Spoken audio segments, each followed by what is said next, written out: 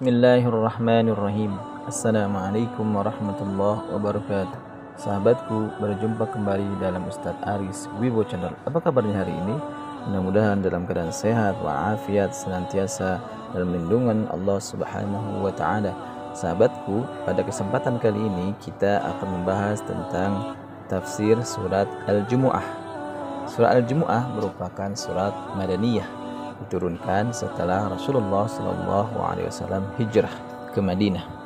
Sahabatku, sebelum kita membahas surah Al-Jumu'ah, ada beberapa prolog atau pembukaan, pengantar berkaitan dengan kata atau surat Jumu'ah ini.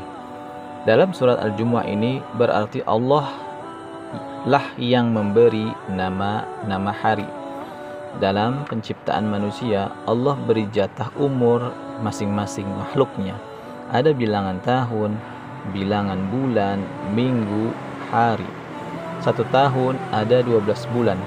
Sebagaimana Allah berfirman dalam surah At-Taubah, bahwasannya Allah menciptakan 12 bulan. Dalam 1 minggu ada 7 hari. Dan hebatnya, 5 hari menggunakan bilangan angka. Yang pertama Ahad, Wahidin, Senin, Itsnain, Salasa, Salasatun, Rabu, Arba'atun, Kamis, Khamsatun. Inilah 5 hari yang merupakan hari kerja, sebagaimana Allah berfirman dalam surah An-Naba, yaitu waja'alna an-nahara ma'asya. Allah telah jadikan siang hari untuk mencari penghasilan, mencari nafkah. Dan Allah juga telah jadikan kehidupan ini ada malam dan siang. Malam untuk istirahat atau tidur. Waja'alna naumakum subata. Dan lawannya tidur atau istirahat adalah waja'alna an-nahara ma'asya. Allah jadikan siang sebagai waktu kita mencari penghasilan atau bekerja. Jadi malam digunakan sebagai waktu untuk istirahat dan siang sebagai waktu untuk kita bekerja. Sahabatku yang dimuliakan Allah Subhanahu wa taala, surah Al-Jumu'ah dinamakan sebagai surat Jum'ah karena ada perintah kata Jum'ah pada ayat surat tersebut, yaitu berbunyi a'udzubillahi minasyaitonirrajim. Ya ayyuhalladzina amanu idza nudiya lis-salati min yaumil jum'ah fas'au ila dzikrillahi wa darul bai' dzalikum khairul lakum in kuntum ta'lamun. Jadi Allah perintahkan kita untuk menunaikan salat Jum'ah, dan bahasa atau kata Jum'ah diambil dari perintah Allah berkaitan dengan salat Jumat.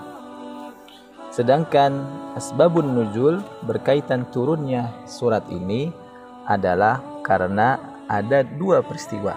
Yang pertama adanya datangnya kafilah dagang dari Syam, sehingga ketika Rasulullah SAW berkhutbah, banyak di antara mereka yang meninggalkan Rasulullah, bahkan hanya sedikit, hanya 12 orang yang tetap mendengarkan khutbah Rasulullah SAW. Dalam peristiwa lain, yaitu adanya pernikahan para gadis-gadis, ada keramaian-keramaian sehingga orang keluar mencari keramaian tersebut dan meninggalkan Rasulullah SAW. Kita melihat ayat demi ayat, dan insyaallah pada kesempatan kali ini kita akan membahas tafsir Al-Jumu'ah 1-4 saja. Allah berfirman, a'udzubillahi minasyaitonirrajim. Yusabbihu lillahi ma fis samawati wa ma fil ardil malikil quddusil azizil hakim. Di ayat pertama ini mengajarkan kepada kita bahwasannya tasbih segala bentuk, tasbih semua makhluk. Karena Allah katakan di sini menggunakan kata yusabbihu lillahi ma fis samawati wa fil. Kata ma bukan man, bukan manusia saja, tetapi seluruh makhluk, baik dia hewan, dia tumbuhan, batu dan lain-lain, semua makhluk ciptaan Allah bertasbih kepada Allah. Jadi tidak hanya manusia yang bertasbih, tapi semua makhluk termasuk malaikat dan lain-lain bertasbih kepada Allah, memuji Allah dan senantiasa mensucikan Allah. Dan Di ayat ini mengajarkan kepada kita tentang kekompakan. Semua makhluk harus kompak memuji Allah. Maka dalam surah Syaf juga Allah berfirman, "Innallaha yuhibbul ladzina yuqatiluna fi sabilihi saffa ka'annahum bunyanun marsus." Sesungguhnya Allah mencintai orang-orang yang berjuang di jalannya seperti barisan yang tersusun kokoh. Maka sahabatku, kita harus kompak dalam segala bentuk kebaikan, apalagi dalam kegiatan dakwah. Di ayat pertama ini Allah menyebutkan bahwasannya Allah adalah memiliki asmaul husna. Dia adalah Malik yang maha merajai dunia dan akhirat, dunia dan isinya, dan lain-lain. Allah maha merajai, dan Allah maha kudus, maha suci. Karena Allah merajai, tapi Allah sebutkan dialah maha suci, suci dari segala bentuk kesalahan dan lain-lain. Dan sini diajarkan bagaimana kita untuk menjaga kesucian kita. Salah satunya untuk tetap mendawamkan wudhu kita. Orang yang berwudhu maka dia dalam keadaan suci, maka Allah akan jaga dia, Allah akan lindungi dari godaan syaitan yang terkutuk. Maka dianjurkan kepada kita untuk senantiasa berwudhu sebagaimana dicontohkan oleh sahabat Bilal bin Rabah. Ketika dia sering menjaga wudhunya dan sholat wudhunya, maka dalam hadis dijelaskan terompahnya Bilal sudah ada di dalam surga. Dan di sini juga Allah menyebutkan asmaul husnanya, keperkasaannya, Al-Aziz, yang maha perkasa, yang memiliki kekuatan. Tetapi dengan kekuasaannya, dengan keperkasaannya, Allah tutup dengan kata Al-Hakim, Allah yang maha bijaksana. Karena banyak orang-orang yang memiliki kekuasaan, memiliki jabatan, tapi dia semena-mena dengan apa yang dia miliki. Tetapi Allah terhindar dari kata yang mencela, menyakiti, atau semena-mena. Tapi Allah Al-Hakim, Allah maha bijaksana kepada seluruh makhluknya. Jamaah rahimakumullah. Yang kedua, surat ini ayatnya berbunyi, A'udzubillahi minasyaitonirrajim. Huwallazi ba'atsa fil ummiyina rasulan minhum yatslu 'alaihim ayatihi wa yuzakkihim wa yu'allimuhumul kitaba wal hikmah wa in kanu min qablu lafi dhalalin mubin. Dialah yang mengutus seorang rasul kepada kaum yang buta huruf dari kalangan mereka sendiri, yang membacakan kepada mereka ayat-ayatnya, menyucikan jiwa mereka, dan mengajarkan kepada mereka kitab dan hikmah, yaitu sunnah, meskipun sebelumnya mereka benar-benar dalam keadaan kesesatan. Ayat kedua ini merupakan bentuk penegasan kepada kita bahwasannya Allah mengutus Rasulullah dari kalangan yang ummi, yaitu yang buta huruf, tidak bisa menulis. Karena ini sebagai bentuk penegasan, bentuk penjelasan bahwasannya untuk menghindari orang-orang yang menuduh bahwasannya Al-Quran adalah karangan Rasulullah SAW.